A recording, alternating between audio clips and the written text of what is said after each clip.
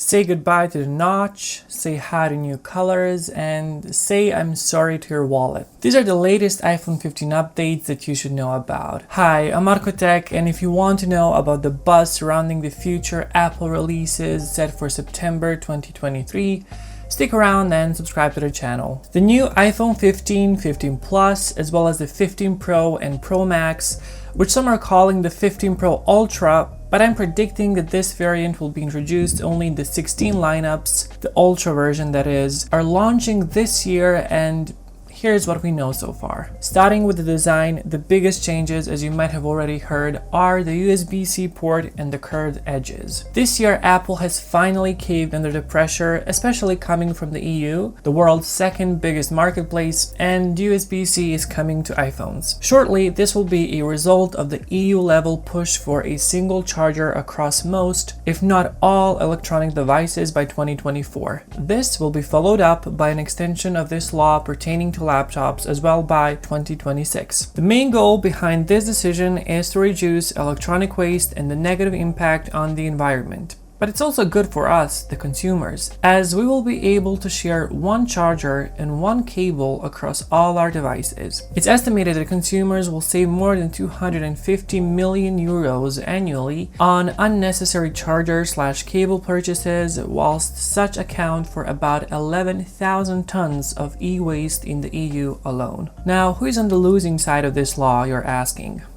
Well, it is Apple. Not that I feel necessarily bad for them, but it's a known fact that the iPhone is Apple's main source of revenue, and by forcing consumers to buy Apple-certified Lightning accessories, the company was making quite a buck from this practice. Thus, it wasn't a surprise that they kept the Lightning port around for such a long time, and even complained about the EU law back in 2018, saying it would inhibit technological innovation and actually, in Apple's view, create more e-waste, something that the law is set out to reduce. Funny how that works. Nevertheless, the USB-C port is coming to the new iPhones, but there is a catch. It is rumored that the Pro models will receive higher speeds of data transfer, up to 40 gigabytes, USB-C 3.2 that is, while the regular models, the 15 and 15 Plus, will have somewhat slower ports, comparable to Lightning port speeds. Besides this, in terms of the design, the new iPhones are expected to feature a more curved body language, possibly with curved display edges as well, although this is heavily debated. Some voices are saying that this could go in the direction of the iPhone 5C design, which is apparently more comfortable for some to hold in comparison to the squared-off flat design. There's also going to be a change in materials used, such as titanium instead of stainless steel, which is supposed to reduce the fingerprint issue on the Pro models, but also improve the sturdiness of iPhones overall, making them more resistant to bends, dents, and so on. Lastly, the 15 Pro Max will apparently be a little bit thicker than the current one, and the camera bump is noticeably more protrusive in the available renders. One interesting design and functionality change will be the solid-state buttons. This is again most certainly a Pro feature, but what it means is that there won't be actual buttons which you can press. Instead, the new generations of the Pro and Pro Max versions are expected to have flat buttons which simulate the press via the taptic engines. To illustrate this better, if you have a newer version of the MacBook, you know that when you press the trackpad it doesn't actually recede, but you can still feel the click. As I mentioned, this would require Apple to install 2 more taptic engines inside the iPhone, which are also said to have a noticeable impact on battery performance. But before we talk about battery and how Apple will compensate for this, another thing that I'm interested about is how these buttons will function when the battery is dead or when the phone malfunctions or freezes. Some are saying, as a way around this, that the power button is still going to be a regular button, whilst the volume up and volume down are going to be these new solid-state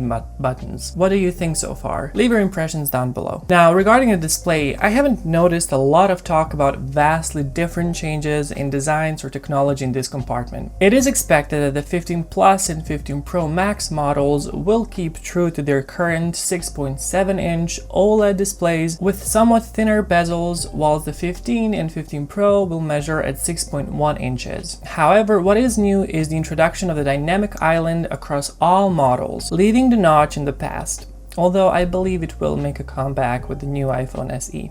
The inclusion of the dynamic island, which I'm really not a big fan of, I must admit, will however incentivize more software developers to develop their apps around this feature and make a better use of it. The display panels are expected to be also brighter than the 14s, with up to 2500 nits of brightness, making them the brightest displays on a phone ever. Now, I mentioned that the new solid-state buttons are a battery drain, but it is said that this year Apple will use new display chips which are more power efficient and should therefore compensate for the buttons. What is a little bit discouraging and almost embarrassing is that it seems that ProMotion or 120Hz displays are not going to be coming in the regular iPhones. 120Hz is still exclusively a Pro feature, apparently. Now this is a part that I'm really excited for. It's very simple, it's the colors, but it really makes me excited. So a beautiful fiery red color has been circulating online as part of the iPhone 15 lineup. And as you can see, it is a deep saturated shade of red, which looks amazing. Of course, the standard color options, silver, gold, space gray, as well as dark purple, green, and blue are going to be available. However, there are also images of a bright blue and a bright pink iPhone 15 out there. Altogether, I think that the color choices are going to be a hit for this year.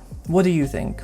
Which one would you get? Moving on to the cameras. It's already apparent that the camera bump will be bigger than on the 14s, and of course, I ain't a fan of that. However, it is rumored that there will be improvements in the LiDAR sensor and that now the Pro Max model will be equipped with a 6x zoom periscope camera, which will compete with Samsung's long-range photography. There's also quite a lot of talk about new Sony sensors instead of Samsung's, which are expected to provide you with better dynamic range and better portrait photography, especially in situations where the subject is in front of a strong light source. This has been a weakness of iPhone cameras for quite some time now, so it will be interesting to see how this will be dealt with in the future. Again, to mention, it's not to say that this new sensor will be put across all devices, so it might be another Pro exclusive feature. Now let's talk about the performance. As you might expect, the new Pro models will come with a brand new improved processor, the A17 chip, which is also the first 3nm chip and promises up to 35% increase in power efficiency compared to the previous one. This will definitely help with battery performance as well. Surely I just want to say that it's a well-known fact already that iPhones have some of the best battery life performances, especially the Plus and the Pro Max models, so any kind of an upgrade on top of that will be quite impressive. Now, how this can benefit us is also through other companies trying to upgrade their battery performances, which is already evident in Samsung's S23 Ultra. Now, regarding the regular versions of iPhone 15, these will receive the chipset from the 14 Pro, the A16 processor, and will have 6GB of RAM, while the 15 Pro and Pro Max will have 2GB more. Right, so that would be it. But I want to ask you, what do you think about these updates? Are they enough for you to upgrade or to even get excited? How do you feel about the USB-C and the introduction of the dynamic island on all models? And before I end the video, I'm gonna mention that there are some expectations regarding price hikes even in the United States. Those outside the United States know that even the 14 lineup was extremely pricey. But now it seems that Americans might feel the price increase as well, which is why I said you might have to say I'm sorry to your wallets in the beginning of the video. If you have enjoyed this video, please give it a thumbs up and subscribe to the channel. It is greatly appreciated, and I'll see you in the next one. Bye.